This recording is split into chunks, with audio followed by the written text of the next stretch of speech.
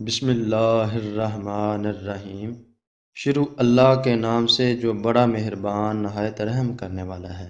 محترم ناظرین، آج ہم آپ کو بتائیں گے کیا حمل کی حالت میں ہم بستری کرنا جائز ہے، اور اگر جائز ہے تو کتنے ماہ تک۔ حالت حمل میں اپنی بیوی کے ساتھ ہم بستری کرنے کا صحیح طریقہ کیا ہے کہ بیوی کو تکلیف نہ ہو، اور جو بیوی کے پیٹ میں بچہ ہے اس کو بھی کوئی نقصان نہ ہو اور کوئی تکلیف نہ ہو۔ کیا ایسا کوئی طریقہ ہے کہ جس کو اختیار کرنے سے عورت کو ذرا سی بھی تکلیف نہ ہو، اور جن کے ذہن میں یہ بات ہے کہ حمل کی حالت میں اپنی بیوی کے پاس جانا حرام ہے، وہ اس بات کو ذہن سے نکال دیں، کیونکہ اسلام کے اندر اس طرح کا کوئی حکم نہیں کیا گیا۔ لیکن اگر عورت کسی بیماری میں مبتلا ہے اور ڈاکٹروں نے مشورہ دیا ہے کہ ایسا کرنے سے بچے کو یا بچے کی ماں کو کوئی نقصان کا خدشہ ہو سکتا ہے، تو پھر شوہر کو چاہیے کہ مزید کسی پریشانی میں مبتلا ہونے سے بہتر ہے کہ اس کام سے باز رہے۔ وہ کون سے طریقے ہیں کہ جن سے حمل کو کوئی نقصان نہیں پہنچتا، اور خاص طور پر مردوں کو اس بات کا علم ہونا چاہیے کہ وہ کون سی وجوہات ہیں جن کی وجہ سے عورتوں کی جنسی خواہش کم ہو جاتی ہے۔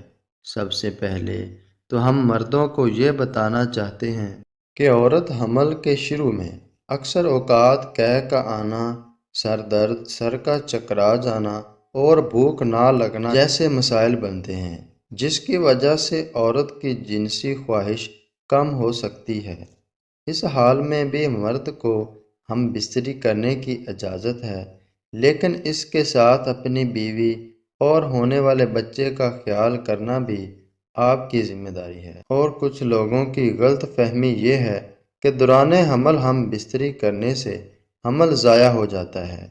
یہ بات یاد رکھیں کہ ہم بستری کرنے سے حمل ضائع نہیں ہوتا، لیکن اگر حمل پیچیدہ ہو تو پھر خطرہ ہو سکتا ہے۔ حمل کے 36 ہفتے گزرنے کے بعد ہم بستری نہیں کرنی چاہیے۔ اس کے بعد ہم بستری کرنے کے کئی نقصانات ہو سکتے ہیں۔